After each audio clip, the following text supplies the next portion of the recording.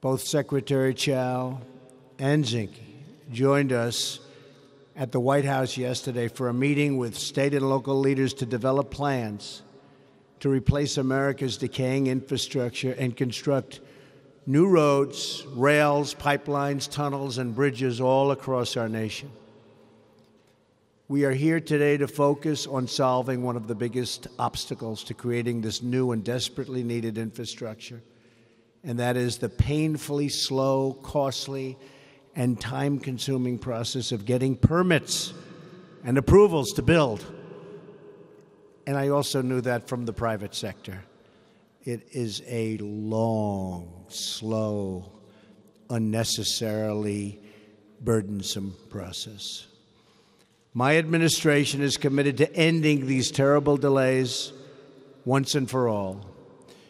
The excruciating wait time for permitting has inflicted enormous financial pain to cities and states all throughout our nation and has blocked many important projects from ever getting off the ground. Many projects are long gone because they couldn't get permits and there was no reason for it. We've already taken historic steps to speed up the approvals, including the approval of the Keystone XL pipeline, which was very quickly approved. They were sitting there for a long time saying, well, that project is dead. Then I came into office, and all of a sudden, a miracle. And I guarantee you the consultants went over to the heads of the company and told them what a great job they did. They asked for a lot of money, most likely. But we got it approved, and we got it approved fast. I'm also very proud to say that the Dakota Access Pipeline is now officially open for business. It was dead 120 days ago, and now it officially just opened for business. Very proud of that. Hi, Bill.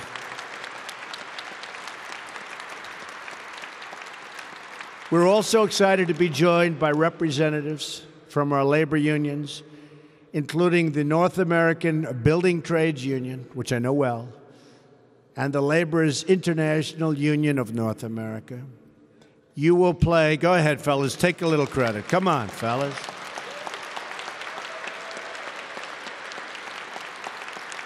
You will play a central role in rebuilding America.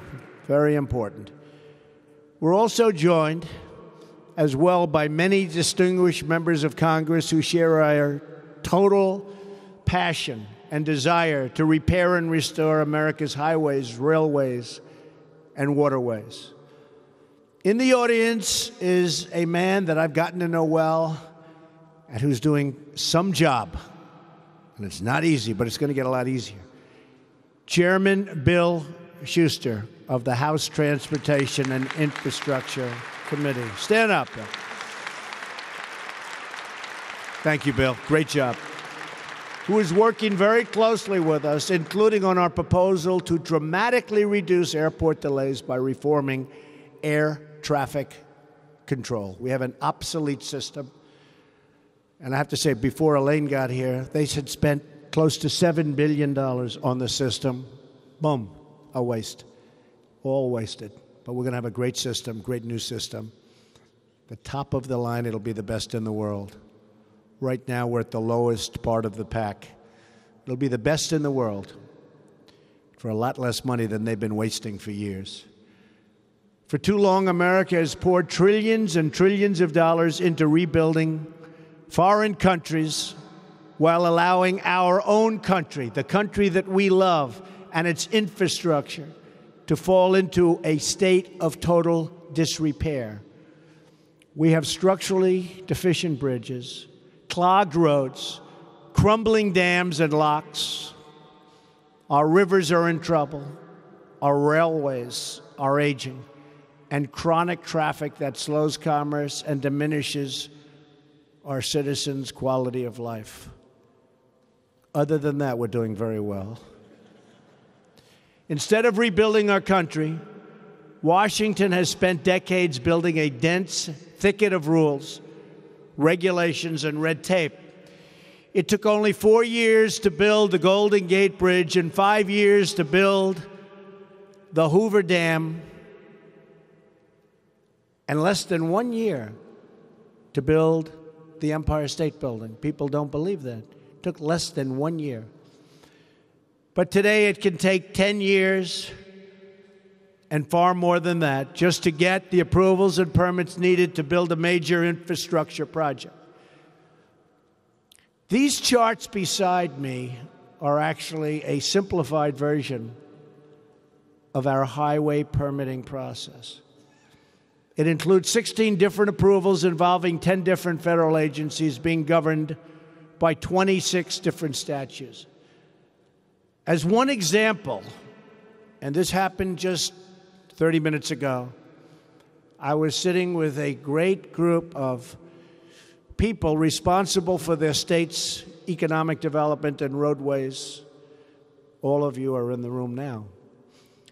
And one gentleman from Maryland was talking about a 18-mile road, and he brought with him some of the approvals that they've gotten and paid for. They spent $29 million for an environmental report weighing 70 pounds and costing $24,000 per page. And I said, do me a favor, I'm going to make a speech in a little while. Do you mind if I take that and show it? So I'm going to show it. Here it is. Phase one. Look at this. Okay.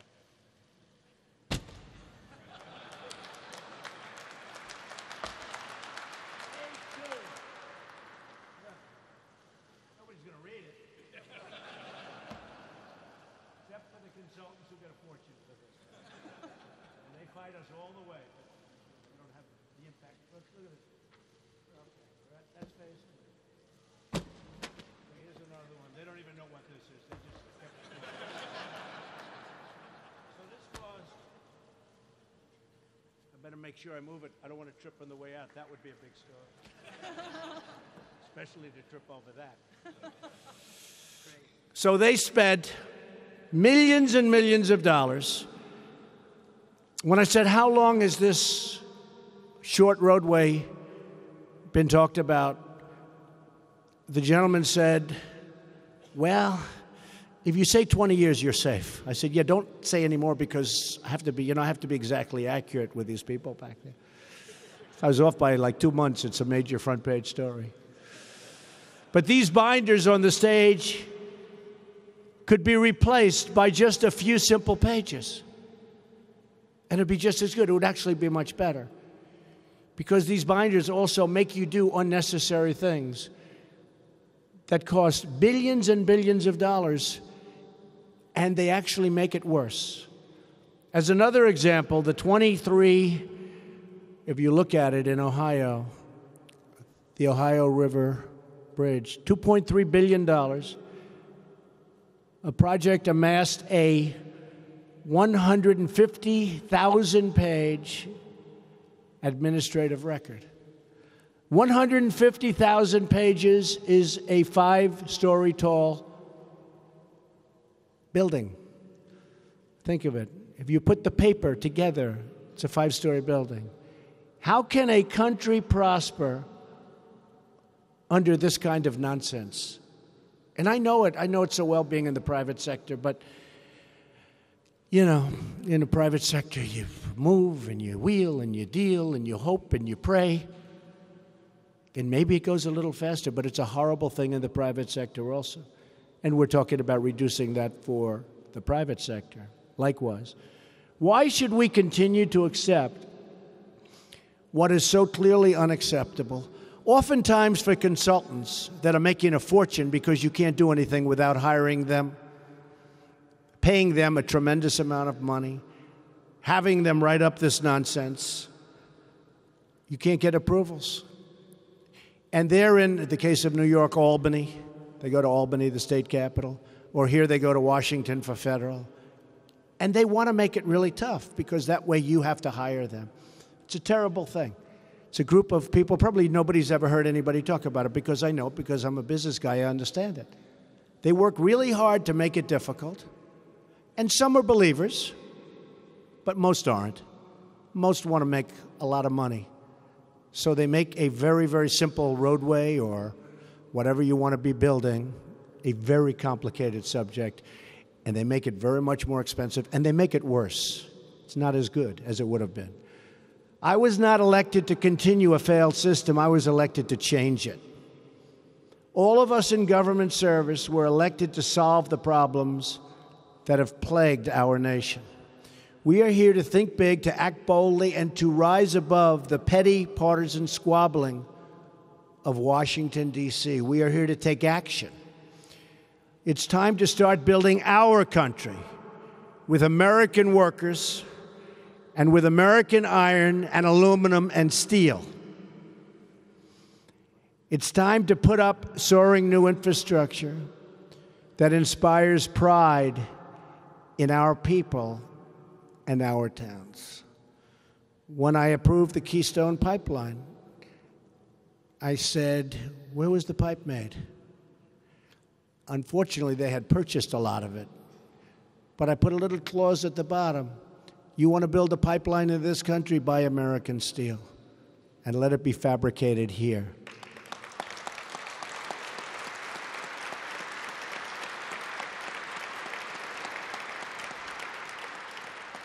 Very simple little clause written in hand, but it does the trick.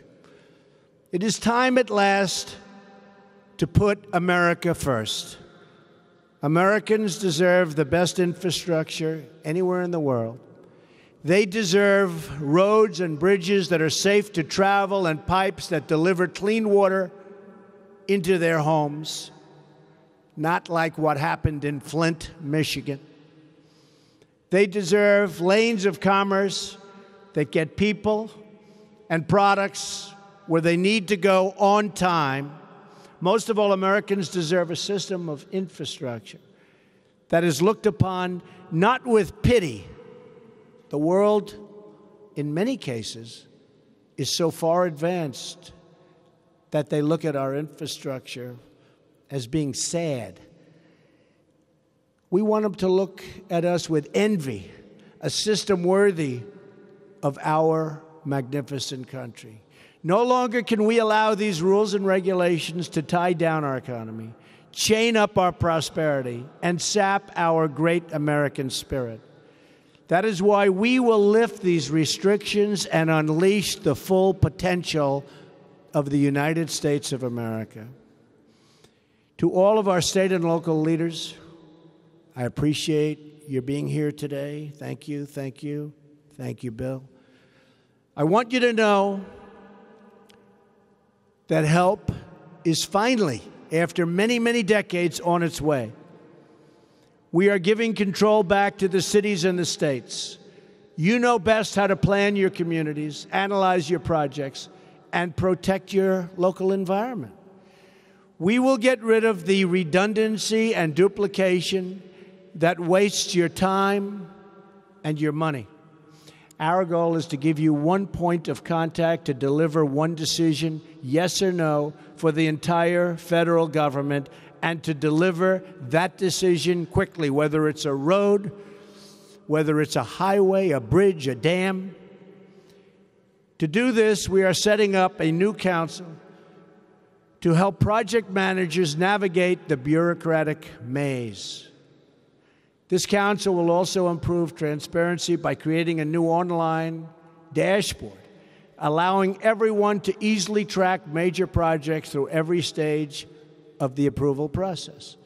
This council will make sure that every federal agency that is consistently delaying projects by missing deadlines will face tough new penalties. I know it won't happen with these two.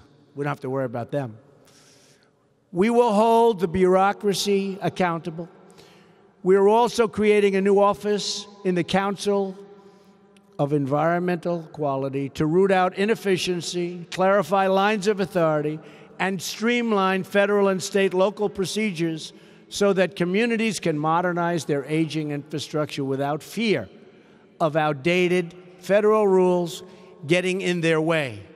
This massive permit reform, and that's what it is, it's a permit reform, doesn't sound glamorous, They won't write stories about it. They won't even talk about it. But it's so important. But it's only the first step in renewing America's roads, rails, runways, and rivers. As I discussed in Ohio recently, my new vision for American infrastructure will generate $1 trillion in infrastructure investment, which we desperately need. We've spent, as of a few months ago, $6 trillion in the Middle East. Think of it. $6 trillion in the Middle East. And it's worse than it was 15 years ago by a factor of 10. And yet, if you want to build a little road in one of your communities in Pennsylvania or Ohio or in Iowa or North Carolina or in Florida, you can't get the money.